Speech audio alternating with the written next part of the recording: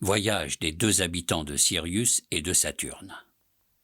Nos deux philosophes étaient prêts à s'embarquer dans l'atmosphère de Saturne avec une fort jolie provision d'instruments mathématiques, lorsque la maîtresse du Saturnien, qui en eut des nouvelles, vint en larmes faire ses remontrances.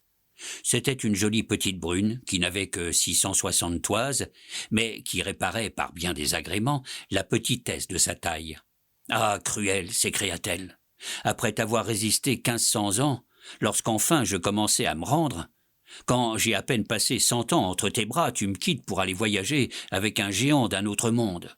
Va, tu n'es qu'un curieux. Tu n'as jamais eu d'amour. Si tu étais un vrai Saturnien, tu serais fidèle. Où vas-tu courir? Que veux-tu? Nos 5 lunes sont moins errantes que toi. Notre anneau est moins changeant. Voilà qui est fait. Je n'aimerai jamais plus personne. » Le philosophe l'embrassa, pleura avec elle, tout philosophe qu'il était, et la dame, après s'être pâmée, alla se consoler avec un petit maître du pays. Cependant, nos deux curieux partirent. Ils sautèrent d'abord sur l'anneau qu'ils trouvèrent assez plat, comme l'a fort deviné un illustre habitant de notre petit globe. De là, ils allèrent de lune en lune. Une comète passait tout auprès de la dernière. Ils s'élancèrent sur elle avec leurs domestiques et leurs instruments. Quand ils eurent fait environ 150 millions de lieues, ils rencontrèrent les satellites de Jupiter. Ils passèrent dans Jupiter même, et y restèrent une année, pendant laquelle ils apprirent de fort beaux secrets qui seraient actuellement sous presse sans messieurs les inquisiteurs, qui ont trouvé quelques propositions un peu dures. Mais j'en ai lu le manuscrit dans la bibliothèque de l'illustre archevêque qui m'a laissé voir ses livres avec cette générosité et cette bonté qu'on ne saurait assez louer. Mais revenons à nos voyageurs. En sortant de Jupiter, ils traversèrent un espace d'environ 100 millions de lieues, et ils côtoyèrent la planète de Mars, qui, comme on sait, est 5 fois plus petite que notre petit globe.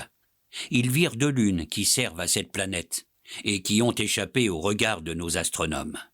Je sais bien que le père Castel écrira, et même assez plaisamment, contre l'existence de ces 2 lunes, mais je m'en rapporte à ceux qui raisonnent par analogie.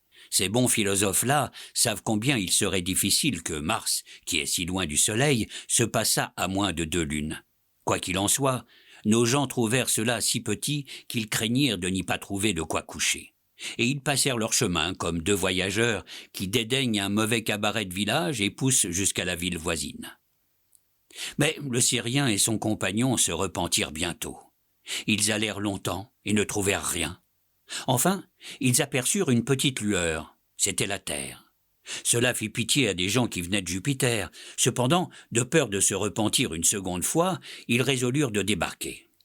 Ils passèrent sur la queue de la comète et, trouvant une aurore boréale toute prête, ils se mirent dedans et arrivèrent à terre sur le bord septentrional de la mer Baltique, le 5 juillet 1737, nouveau style.